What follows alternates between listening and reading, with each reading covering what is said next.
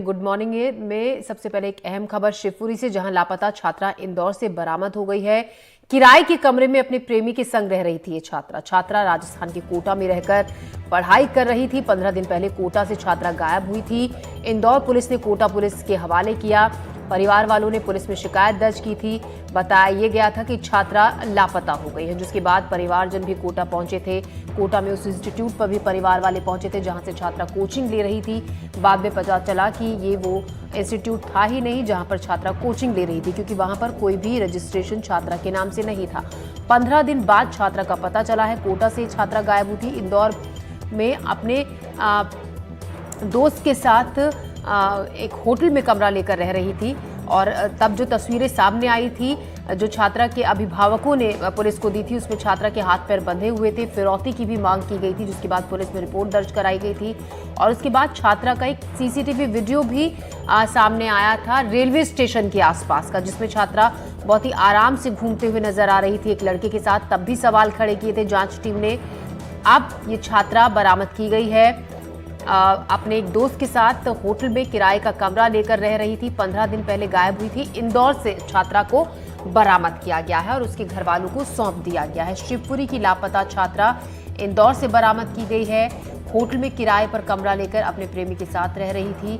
छात्रा राजस्थान के कोटा में रहकर पढ़ाई कर रही थी।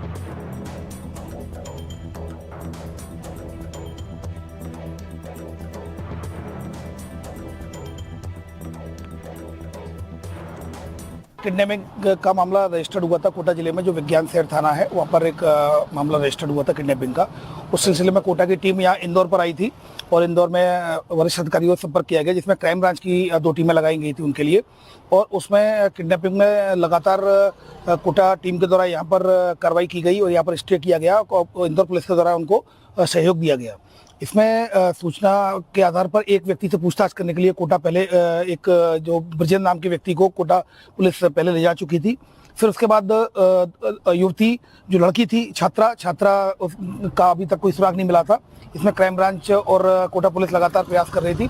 इसी सूचना पर जो खुड़ैल थाना क्षेत्र के अंतर्गत देवगौड़िया से आगे एक शिवाजी वाटिका है, वहाँ पर ऐसी सूचना मिली थी।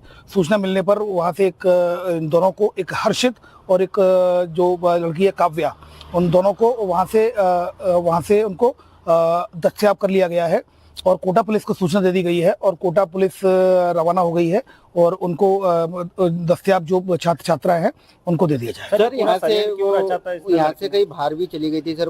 अभी इस तरह की बात, चूंकि ऑलरेडी वो लोग आए, अभी कोटा पुलिस रवाना हो गई है। इसमें उनके द्वारा ये बताया गया है कि उन्होंने काफी समय अपना अमृतसर में जो कि अपना गुरुद्वारा है वहाँ पर रहे हैं।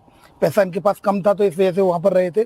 अभी फिलहाल इसमें चूंकि कोटा पुलिस इसमें इन्वेस्टिगेशन कर रही है और कोटा पुलिस के आने के बाद उनको हैंडओवर करने के बाद और इन्वेस्टिगेशन में जो तथ्य आएंगे उसके आधार पर वैधानिक कार्रवाई की जाएगी।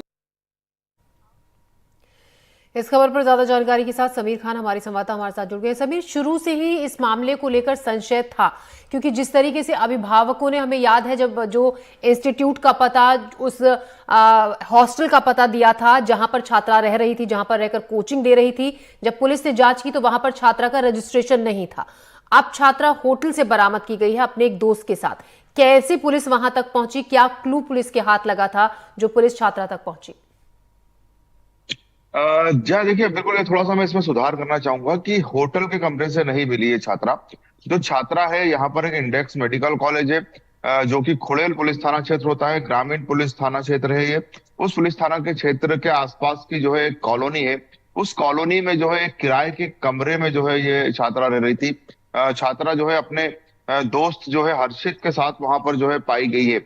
और अगर हम ये बात करें क्राइम ब्रांच इंदौर की, तो पहले ही दिन से, जिस दिन जो ये पूरा की पूरा घटनाक्रम सामने आया था, जब अपहरण की झूठी कहानी राजस्थान के कोटा पुलिस तक पहुंची थी, तो उसका सीधा कनेक्शन जो कि इंदौर से था और कोटा पुलिस का एक दल जो है इंदौर के लिए भी रवाना हो गया था। इस पूरे मामले में जो जिस नंबर से फोन आया था और फोन कर कर जो है ये कहें कि हम परिवार को जो है बताया गया था और फिरौती की मांग की गई थी, तो उस नंबर का जो है हम ये कहें कि वो नंबर जहां पर चल रहा था, वो नंबर, वो क्षेत्र जो है इंदौर ही था। यही वजह है कि कोटा पुलिस का दल सीधे इंदौर आया और इंदौर में जब क्राइम ब्रांच के साथ मिलकर उसने जो है इस पूरे घटनाक्रम की तहकीकात शुरू की, तो वो सीसीटीवी सामने आ गया। एक तो जो है लड़की रेलवे स्टेशन पर जो है साथी के साथ जो है हर्षित के साथ ही जाती हुई दिखाई दे रही है, काव्या जिसका नाम है। और दूसरा जो है एक सीसीटीवी इंदौर के ही भंवरकुआ पुलिस थाना क्षेत्र का एक हॉस्टल है जहां पर काव्या रहा करती थी, हॉस्टल गर्ल्स हॉस्टल के कमरे में। उस के पास ही जो है वो उस हॉस्टल के पास जो है जाते हुए हर्षित के साथ ही नजर आई। तो ये जो दो सीसीटीवी है जिसमें वो बाकायदा जो नॉर्मल जिस तरह से जिंदगी जी जाती है या फिर कहें कि नॉर्मल वॉकिंग करते हुए जब जाया जाता है उसी अंदाज में वो जाते हुए दिखी थी। तो उसके बाद से ही हम ये कहें कि अपहरण का मामला जो है उसने जो है टर्निंग पॉइंट लिया और इंदौर क्राइम ब्रांच का जो सीसीटीवी था उसने ये बात तय कर दी। और साथ ही साथ एक और बात बताना चाहूंगा कि उसके जो दोस्त थे जिस हॉस्टल में वो रहती थी, काव्या और हर्षित जरूर जिन्होंने अपहरण की झूठी कहानी रची थी, वो जरूर दोनों जो है नहीं मिल पाए थे पुलिस को। लेकिन जी। उनके जो दोस्त हैं, साथी संगी हैं, पुलिस उन तक भी पहुंच गई थी और उन तमाम दोस्तों के साथ जब पुलिस ने बातचीत की तो इस बात का खुलासा हो गया कि जो है काव्या और हर्षित की जो है ये जी अपहरण की समीर। झूठी कहानी है। और इस तरह से जो है इस मामले का जो है खुलासा हो जी, गया। तो वो हाथ पैर कुल बंधे मिला के होने हम की ये जो कहें कि तस्वीरें सामने आई थी, जो किडनैपिंग की जो बात सामने आई थी, प्लानिंग का ही हिस्सा एक तरीके से था, ये कहना गलत नहीं होगा। जांच, जैसा कि आप बता रहे हैं समीर, तमाम जो जांच में बातें सामने आई। शुक्रिया समीर तमाम जानकारी के लिए आपका।